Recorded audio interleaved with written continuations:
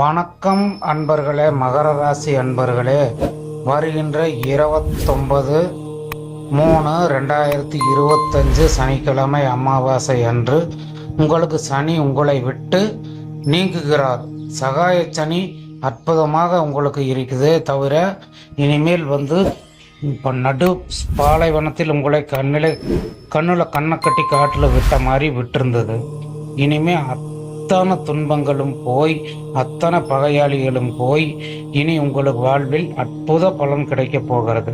வரவுக்கு மேல் வரவு, தன வரவு, பண வரவு அனைத்தும் உங்களுக்கு பெற்று சந்தோஷமாக 30 வருடம் கழித்துத்தான் இனி உங்களுக்கு சனி வரப்போகிறார்.